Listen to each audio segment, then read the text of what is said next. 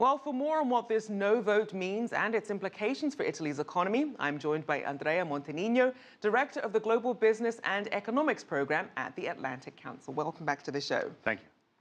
So as we know now, Prime Minister Renzi setting the wheels in motion for his resignation after an overwhelming rejection of the referendum. So how will this political uncertainty impact Italy's economy? Let's see how long it will be, the uncertainty. Clearly, the government now has to stay for a while in order to bring the budget law to an end in Parliament. It might mean a couple of weeks, maybe less than that, but for sure before the end of the year. And after that, the President of the Republic has to find a way, which is either a caretaker government, a technocrat government, or even early general election. It's uncertainty, but in a way it's not really new for a country as Italy that experienced so many governments in history. So I would not evaluate the situation in Italy.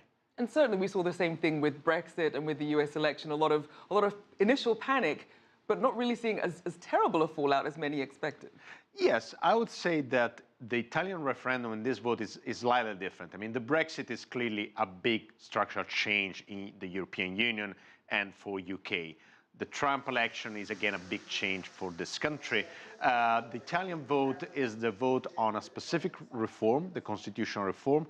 I would say we had in the last 15 years 3 referendums to change the constitution, and we had 6 changes again in 15 years. So it's not so dramatic change. Right. So it's not a Brexit. So people should take more of a wait-and-see approach. Yeah. Now, one thing that Italy is struggling with, a number of these large banks that are overloaded with some of these bad loans and really need capital. It's kind of hard to inspire more investors to come in once you've had that uncertainty.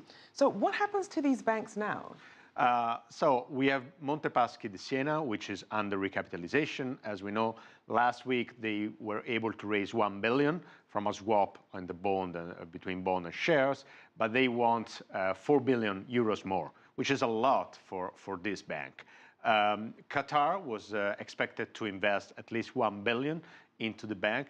I would say now they are in a wait-and-see mood because, of course, they want to see a clear government and more stability. So for Monte Paschi, will be struggling to raise capital in this political situation, and UniCredit will go through recapitalization soon.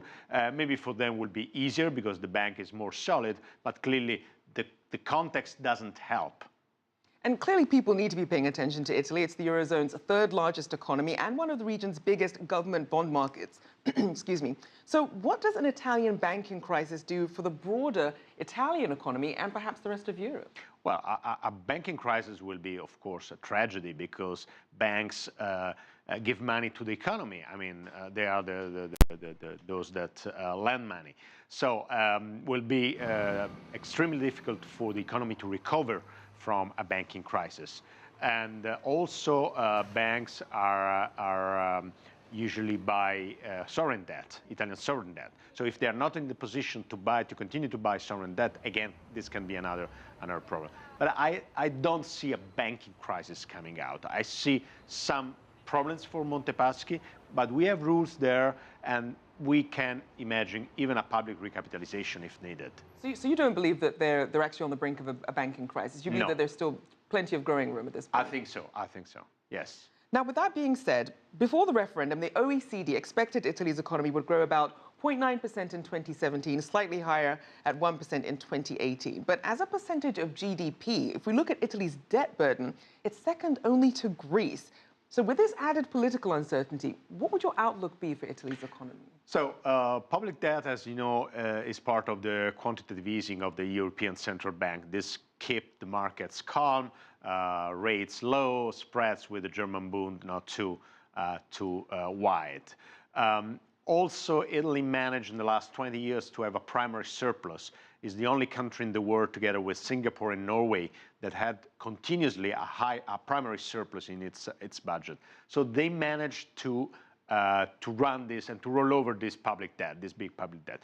Having said that, of course, if economy doesn't grow, I would say more than 1%, 1% probably is not sufficient, maintaining this high public debt will become always more struggling. And just quickly, why isn't the country growing fast enough to be able to offset some of these debt burdens? What are the biggest challenges? I think we still need a lot of small reforms, simplification, less bureaucracy, more entrepreneurship, this kind of thing. In part is cultural, in part is reforms of the next government. Well, we'll certainly have to see what happens with the next government. Thank you so much, as always, for your insights. Andrea Montanino, Director of the Global Business and Economics Program for the Atlantic Council.